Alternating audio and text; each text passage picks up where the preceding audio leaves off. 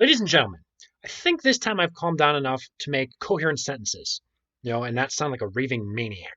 Let's have a little laugh here at the liberals' expense. Now, in the past 3 weeks, things have gotten so out of control. I mentioned in my last video briefly that Kayleigh McEnany 8 years ago said she liked Domino's pizza. Domino's said, "Thank you for that. It means a lot to us that we can please our customers." And then there was a firestorm on Twitter. Now that's crazy. But then there was this thing with Bubba Wallace. I'm not a NASCAR guy. Apparently, he's a NASCAR driver. And there was a noose found inside of his garage.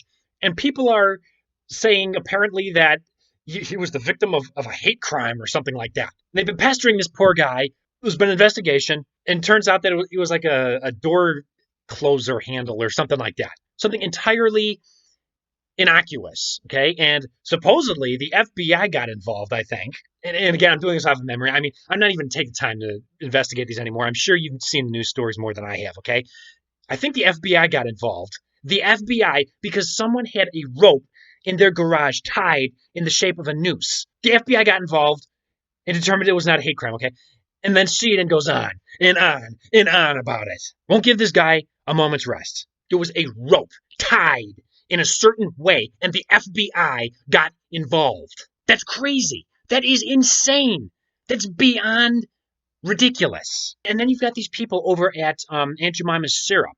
Now, again, this is not something that I've researched, but from what I've heard, they're taking Aunt Jemima off of the Aunt Jemima bottles. I don't know if they're going to be renaming the brand or what. Now, let's think about this. Let's think about this. Now, these people are anti-racist, okay?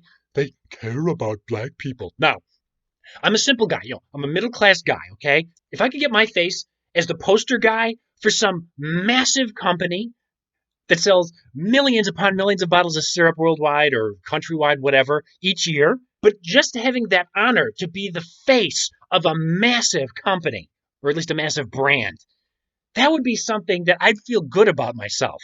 That's something to be proud of. But they're taking a black woman off of Aunt Jemima. Why? Just why? That's the definition of racism. Taking a black woman off of a very successful brand. I mean, go figure. I mean, we're talking about liberals here, pandering liberals who'll do anything that the Twitter crowd demands they do. And then there's this meme. First time I saw it for like the first 5 seconds, I didn't get it. When I did, it's one of the funniest memes I've ever seen because it's so true. It's right to the point. I mean, just look at this. Wow, how American. They got rid of the Indian and kept the land. It is just so funny and so accurate. They've become the very thing they swore to destroy. This is another brand, very well known. Everyone recognizes it. And they have an American Indian on the front. Now, I'm not going to say Native American. I'm just saying American Indian to distinguish them from Indians from India. Okay? I'm not PC. That is another great honor. I mean, she's all dressed up in her headdress and her moccasins or whatever. I think it looks good. I really do. And then some liberal, apparently, I think this was back in April, said, nope, no more Indian because it's, I don't know, cultural appropriation or racist or something like that. I mean, getting rid of the Indian and keeping the land, the land and the land of lakes, is hilarious. If you could sum up the entire Democratic slash radical left slash LGBTQ mafia, everything up in one meme, this would be it. Nothing else shows their hypocrisy better than this one meme. And good things are happening out in the world. I mean, they're still reporting on this second wave of coronavirus, whatever. I mean, I think another wave will happen. I mean, so what? It's like the flu. Even if you develop a vaccine, you're never going to get rid of it. Good things are happening. I mean, President Trump, take a look at this article. He signed an executive order. It's basically what he's doing. Instead of having the old system whereby federal jobs or state jobs, whatever it is doled out based on degrees or who you know, something like that. It's now going to be based on merit, how good you can do your job. You're going to be assessed on that, and then you're going to be given the job based on whether or not you can do what's expected of you. Perfectly logical, draining the swamp, making everything more efficient, more market-based. Great. I mean, how could you argue with that? But it gets a passing mention in most of the media sources. There's this other news article, I don't know who videoed it, but this BLM riot invaded this restaurant in DC, and for like 5 minutes straight, we're shouting these things about black people and trans black people. I mean, wait, hold on a second here. I mean, these riots here by the BLM, that's supposed to be done in response to George Floyd and the insanity that arose from that, right? No, no, no, no, no, no, no. This is not about black versus white or about race. This is about votes. This is about the LGBTQIAXYZ mafia. This is about anarchy. This is about destroying our American heritage. This is not about race, people. This is not about race. So anyway, they go into this restaurant and they're shouting at the patrons, basically calling them racists and all this other garbage. And the people are passively sitting there, the patrons of the restaurant, they're passively sitting there. And then right at the end, after their propaganda stream, they say, everyone who's for Black Lives Matter, raise your hand. And then several patrons raise their hand.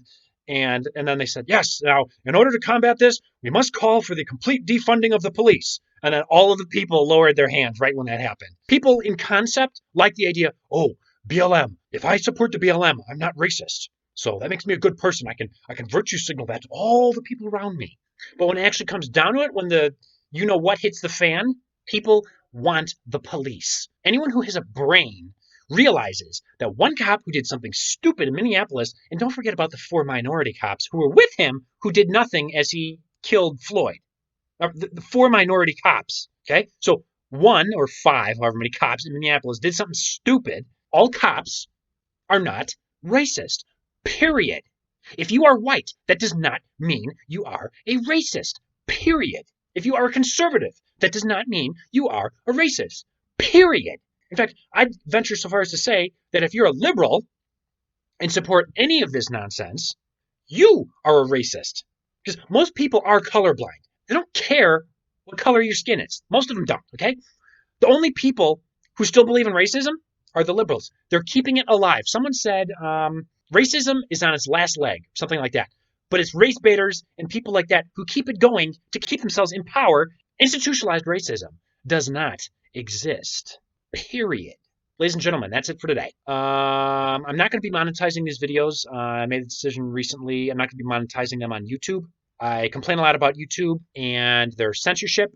And I feel that if I gave them one single penny, that would be wrong. I have a moral obligation to keep every single penny out of their hands. I will not give them ad revenue.